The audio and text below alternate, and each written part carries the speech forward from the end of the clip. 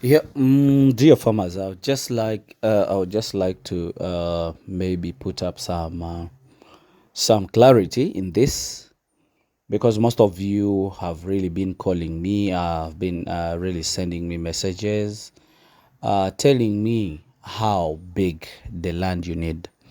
This is a project. Actually, it's a project that I cannot say that this is the required land. What I think is relevant to inform a farmer is what is the required land for a specific number of animals. First and foremost, we have systems. If you think about goat farming, think about of the system that you really need to do. But that system of farming is going to be determined by the financial muscles that you have or the money that you are willing to invest. And then two, that is also going to be determined by the number of animals that you want to invest in, the amount of money that you want to put in, and the land that you have on ground. That also determines the number of animals that you can do. So after having the land on ground, first and foremost, think about which system are you looking at. Or before you even buy the land, think about which system are you going to use.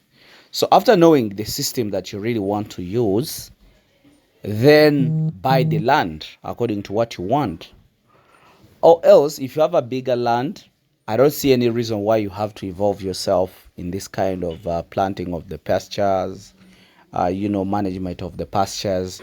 Because the reason why we go for those additional planting of the pastures, we cannot ably have the acreage of land that is really required. So, note this from me. If you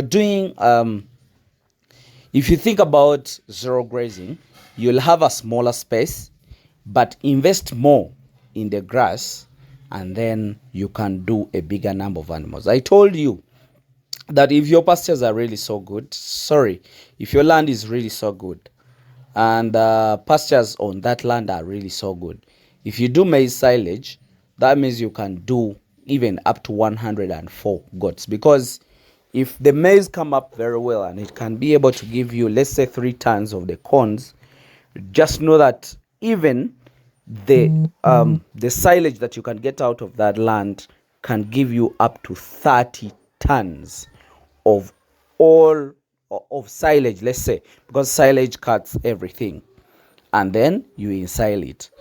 Then if you are thinking about occupying, let's say, an acre can even have over 2,000 or 1,000 plus goats to be accommodated, just to be accommodated. Get me very well, to be accommodated on an acre.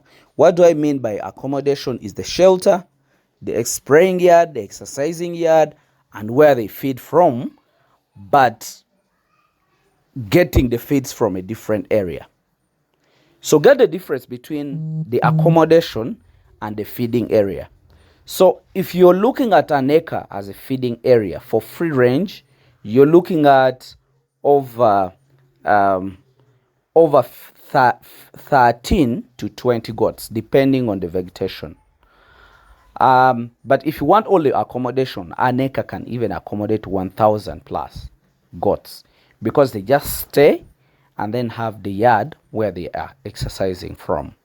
So the determination of the project is determined by your financial muscle, the system that you want to use. Of course, if you have a bigger land, then you have to do free range, because it can do. If you have a smaller space, then you have to do zero grazing, because that's what you have to. That is what you have. The only problem I've seen with you farmers, one, people want to stay in town, wants to do a project close to town. But with farming, my dear, there is nowhere that is far, because we even fly to South Africa to pick the animals. So I don't think that it is far to have your farm in, let's say, 600 kilometers from the center of the town. You get?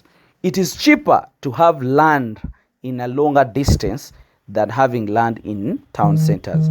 Some town centers, an acre is sold over 30 or 1 billion or 600 millions or 50 millions. Yet in the bush, I can be able to get an acre at a cheaper cost. So rather go further and do a serious project than being closer when you don't have a serious project. I think you pick something in this, and I think it can really help you. Thank you very much. Let me wish you the best.